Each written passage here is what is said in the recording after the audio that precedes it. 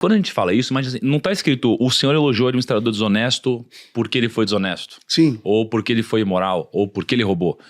Se tivesse escrito só o senhor elogiou o administrador desonesto, ponto, isso daqui daria margem para muita coisa. Mas está especificando por que ele foi elogiado. Ele foi elogiado pela astúcia dele. Sim. Porque agiu astutamente. Então, a parábola, ela está ressaltando uma parte específica, um componente específico de tudo que aconteceu. E não tudo que aconteceu. Correto. Então é importante entender isso daqui, porque senão às vezes parece, nessa interpretação inicial, de que, caramba, Jesus está exortando alguém que fez uma sacanagem, eventualmente, né? E aí, depois vem a chave disso tudo, porque diz, pois os filhos deste mundo são mais astutos no tratamento entre si do que os filhos da luz. E eu acho que aqui, como ele está falando para os discípulos, isso aqui é uma grande crítica, talvez à religiosidade. Correto, porque claro. o que eu vejo é que muitas vezes, assim, a gente... É como se tivesse uma separação, né? A gente tá aqui na empresa e aí a gente é super inteligente, a gente usa, cara, de estudos, a gente vai em palestra, a gente lê livro, faz treinamento, aplica ferramentas, matriz, usa gestão, cria dashboards e tudo mais. Aí quando você vê um ambiente religioso, as pessoas abrem mão de tudo isso. E como se tudo isso não tivesse nenhum sentido e elas levam tudo apenas não, só vamos ter fé. Vamos só ficar aqui tranquilamente. Se for para acontecer, aconteceu. Se não for, não aconteceu. Então vamos ficar aqui só esperando. Então eu acho que aqui existe uma crítica a essa astúcia, não a imoralidade, mas a astúcia que poderia ser usada, em especial para o que é mais importante na vida de alguém que acredita em Deus. Sim. Se você acredita em Deus, o que é mais importante? Caramba, no final das contas é salvar vidas. Sim, no final das contas, né? Salvar sob a ótica de apresentar Deus para essas pessoas. Então se isso aqui é o mais importante para você, por que você não vai usar astúcia nisso, mas você vai usar astúcia para poder, cara, vender um seguro de vida para alguém que não está precisando? Então eu vejo um pouco dessa crítica também que Mas você não vê isso como também uma habilidade? A astúcia? Jesus está exaltando essa habilidade no sentido de, esse cara é rápido de mente, esse cara sabe articular. Esse cara é um cara que consegue fazer a transição, ele consegue fazer uma manobra, ele consegue mexer, mas para o bem.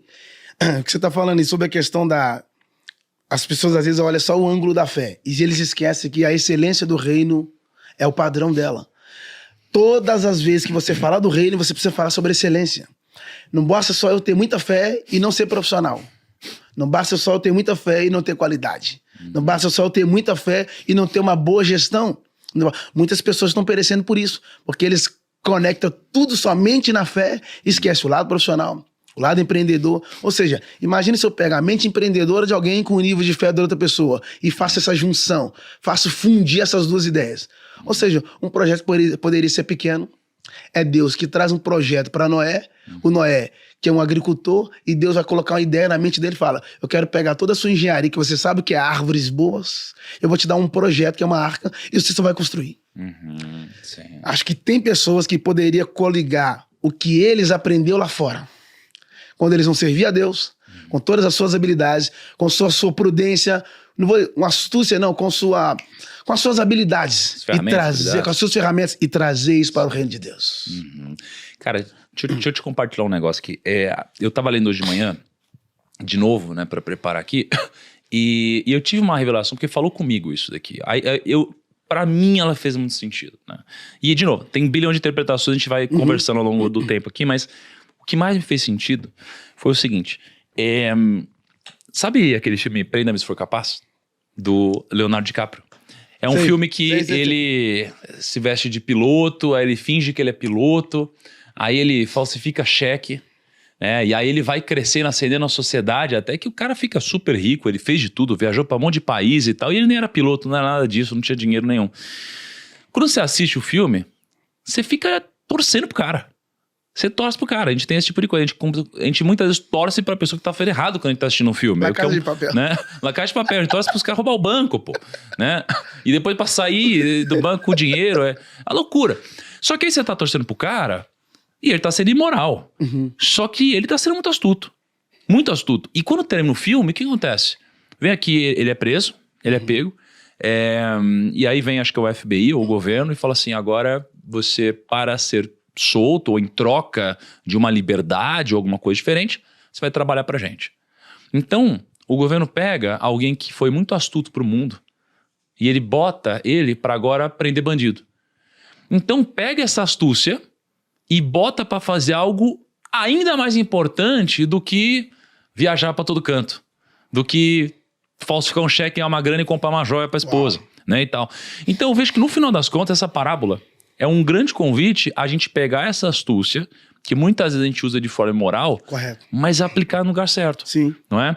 E o que é isso aqui para mim? Isso para mim é uma crítica ao mundo cristão, porque tem um amigo, cara, chama Flávio, ele me trouxe um conceito que é o conceito do meu ano, tá? O conceito do meu ano. Ele fala que Davi, quando vai matar Golias, ele pega as pedrinhas e taca as pedrinhas. Pá! Né? Tipo, um tiro assim. E o Golias cai, só que Golias não morre.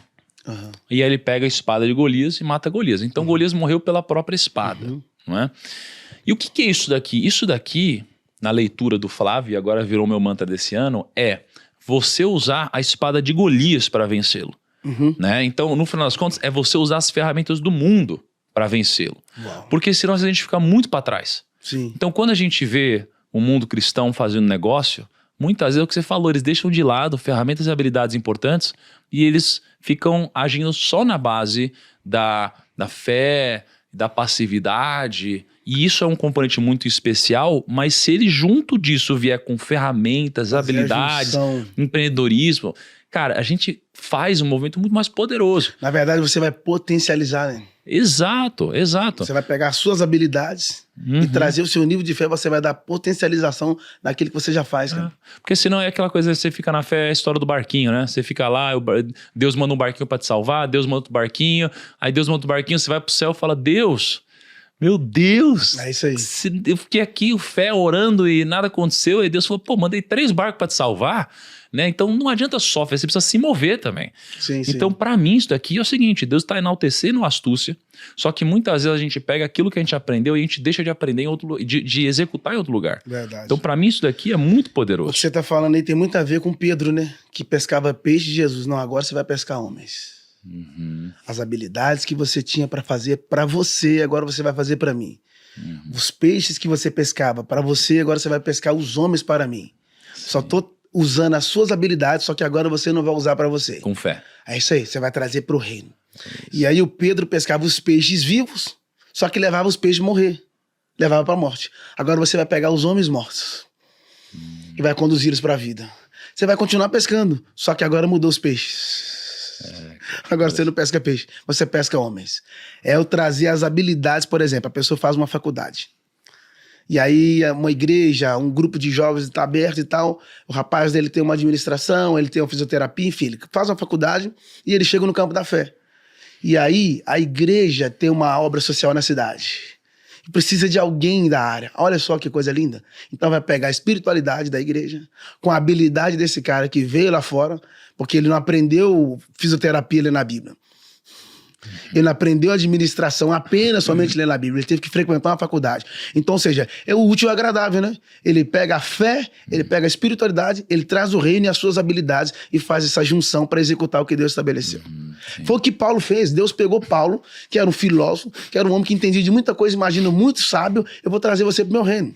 Se você, fora do meu reino, já tem esse monte de habilidade, imagina eu te potencializando, eu te capacitando. Você vai fazer muito mais do que você imagina. Cara, é isso, né? Paulo é o exemplo perfeito dessa parábola aqui, né? Mano, demais. Ele era astuto, era super elogiado por isso, né? E aí, de repente, aplicou ao mundo da fé. Quando Paulo tá indo para Damasco, que ele vai ser chamado, o texto diz que um resplendor de luz cercou ele foi caiu e ficou cego. É uma das coisas que eu nunca entendo. Se tá escuro, quando acende a luz, você enxerga. Deus usou a luz para cegar ele. O clarão, ele ficou cego. Todas as vezes que Deus usa a luz para te cegar, porque ele não quer você enxergar por fora. Ele quer que você enxergue primeiro por dentro. Ele caiu, ele estava com um monte de cartas, que eram cartas de ameaça para prender os cristãos. Só que quando ele caiu, as cartas sumiram. E aí que tá o detalhe. As cartas que ele carregava por fora sumiram, mas as cartas que estavam do lado de dentro apareceram. Então, toda essa habilidade de Paulo, que ele já tinha antes de conhecer Jesus de fato, ter encontro com Jesus, não foi desperdiçada. Jesus simplesmente, eu vou potencializar isso aí. Toda essa sua habilidade de falar, essa gestão de palavras, esse seu nível de conhecimento, eu vou trazer você para o meu reino e vou te potencializar com a minha graça. Olha quem Paulo foi, gente. Olha o que Paulo construiu. E detalhe, quando ele veio para o evangelho, Deus não tirou a potencialização dele, e nem as habilidades, e nem as ferramentas que ele já tinha. É uma junção. Funde isso. É interessante que ele fica pensando, né? O texto diz aqui que ele para e pensa. E agora? Eu não posso cavar? Que eu não tenho forças. E eu não posso pedir esmola. Então significa que o que ele esbanjou do Senhor não trouxe para ele riqueza alguma. Porque ninguém consegue ser próspero sendo desleal. A prosperidade é tudo aquilo que o dinheiro não pode comprar.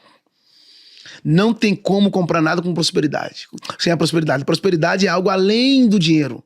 É além do monetário. Só que ele agora entende que o que ele pode fazer é uma coisa tão simples, que era um serviço de escravo.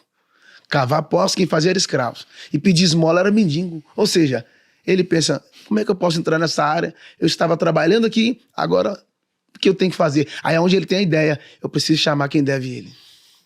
Trazer eles para a mesa e fazer uma reunião. E se eles conseguirem pagar a dívida, talvez eu consiga ganhar uma moral com eles. Cara, olha que interessante. A Bíblia mostra assim, o que você deve fazer no momento de crise. Meu Deus. E quando você vê na multiplicação dos peixes, né? Quando Jesus vai para o deserto, João tinha acabado de falecer. Olha aí. E ele era um grande amigo de Jesus, né? E Jesus estava de luto. Primeira coisa que ele foi fazer, milagre, né? Ele foi ajudar as pessoas. Primeira coisa que ele foi fazer é ajudar as pessoas. Aqui, cara, o administrador, ele tá passando uma grande crise. Então, de repente, ele descobre que ele vai ser mandado embora. Nessa hora, cara, de tudo, a solução dele mais estratégica foi, preciso ajudar alguém. Olha só, durante a crise, ele falou, cara, ferrou, o que eu faço? Ajuda alguém. Meu Deus. Caraca, então assim, quando você tá passando uma crise, ajuda alguém. E no final das contas, ele comprou um grande favor aqui, não é? Sim. E você sabe que dependendo do lugar, a cultura seria o quê? Então, eu vou fazer uma média com o meu senhor. Se eles estão devendo 1.000 litros de azeite, eu vou pedir 1.500. Eu vou pedir a mais. Porque se eu chegar com a quantia a mais do que ele já deve, que eu possa ser os juros que eles estão devendo, acaba que quem vai ser beneficiado sou eu. Porque meu patrão estava esperando 1.000 litros, eu estou trazendo 1.000 litros e meio. Mas não, ele abate uma parte da dívida. Porque ele também deve. Você só usa de misericórdia com alguém quando alguém usa de misericórdia com você. Quando você precisa de misericórdia, você também estabelece misericórdia. Como ele também deve, então ele não pode cobrar mais dos outros porque ele também está devendo. Que às vezes a gente que chega diante de pessoas, é simples isso. Todas as vezes que a gente enxerga a dívida dos outros e a gente fica cego para nossas próprias dívidas, a gente deve mais. Porque ele entendeu, eu devo ele, mas eles também devem. Ao invés de eu subir a dívida deles, precisa baixar. Porque se eu preciso de misericórdia com eles, eles também precisam de misericórdia comigo. Eu preciso ajudar alguém. Agora, cara, se a gente mudar um pouco as figuras dessa história, a gente talvez possa compreendê-la de uma forma diferente, sabia? Porque você tem aqui o Senhor. O Senhor aqui é Deus. É o administrador. Que é o administrador? É muito fácil falar do outro, né? É igual quando Davi vai falar com o profeta Natan, ele fala, caramba, era eu, meu Deus. Eu sabia. Né? Então, assim, aqui, cara, se a gente bota o administrador e a gente troca ele por nós na posição central... Sim, claro. Então tem o Senhor e nós. Nós somos administradores. E quando a gente entende sobre os recursos que a gente recebe, cara, eu fico pensando, né? O administrador somos nós. Recebemos os recursos de quem? De Deus. Para administrar. Sim.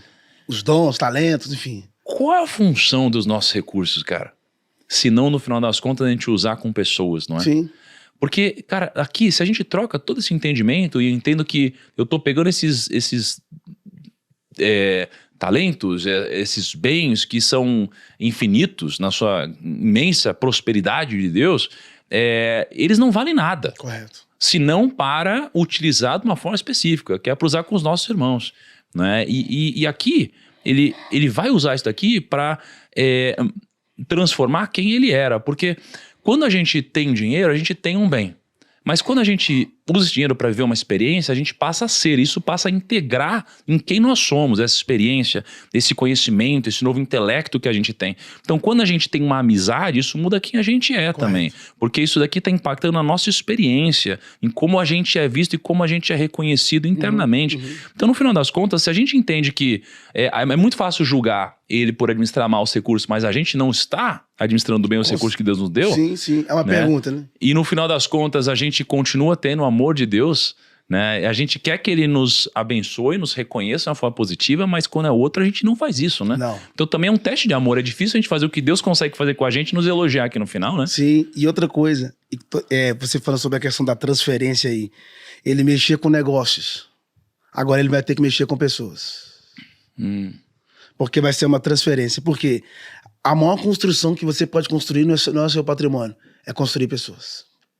Quando Jesus veio à Terra, ele não construiu nenhum templo. E não é errado construir templo, pelo amor de Deus. Mas a maior construção não está em paredes, está em pessoas.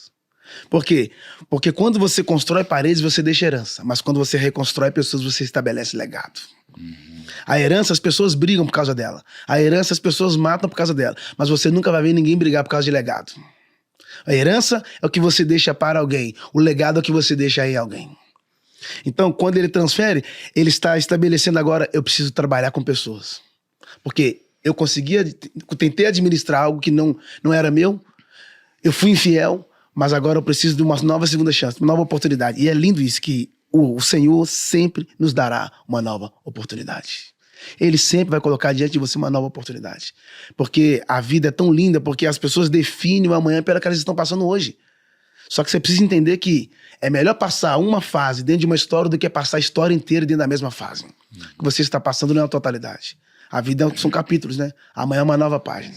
Você sabia que pequenas decisões que você precisa tomar hoje podem te ajudar muito a virar um milionário no futuro? Olha esse exemplo aqui. O Eduardo e a Mônica são um casal que toma café da manhã todos os dias na padaria. Eles gastam em média R$ 1.500 por mês só com café da manhã. Até o dia em que eles começam a tomar café da manhã em casa, economizando R$ 1.000 por mês e investindo esse dinheiro. Você sabia que somente essa pequena decisão vai aumentar o patrimônio deles em mais de R$ 800 mil quando eles se aposentarem? Esse caso do café da manhã do Eduardo e da Mônica, ele é só um exemplo. Eu quero te mostrar que algumas decisões bem simples que você pode tomar hoje vão te deixar muito mais próximo de alcançar um patrimônio milionário lá na frente. Na empresa de planejamento financeiro do Grupo Primo, a gente tem milhares de clientes e para todos eles a gente mostra oportunidades de você poupar mais com saúde, educação, lazer, habitação, alimentação. Os nossos clientes estão aprendendo a economizar mais dinheiro todos os meses. E no longo prazo, isso é muito poderoso. Quem poupa todos os meses e investe bem esse dinheiro, uma hora ou outra vai se tornar um milionário. Se você tem dificuldade em se organizar financeiramente, eu quero te convidar para participar da minha Masterclass chamada Pequenas Decisões que vão te gerar milhões. Em 60 minutos, você vai aprender tudo o que precisa fazer para entrar no caminho correto até o seu milhão. E ao final dessa aula eu vou lançar o Do Mil ao Milhão Private. Esse produto não é só mais o curso de investimentos mais vendido do Brasil. No novo Do Mil ao Milhão, você também vai receber a ajuda de um aplicativo e de um planejador financeiro do Grupo Primo que vão te mostrar como poupar mais. Igual um personal trainer te ajuda na academia. E você também vai receber uma ajuda personalizada de um consultor do Grupo Primo para você montar uma carteira de investimentos sob medida para você. Clica no botão aqui embaixo agora mesmo e eu vejo você na nossa Masterclass.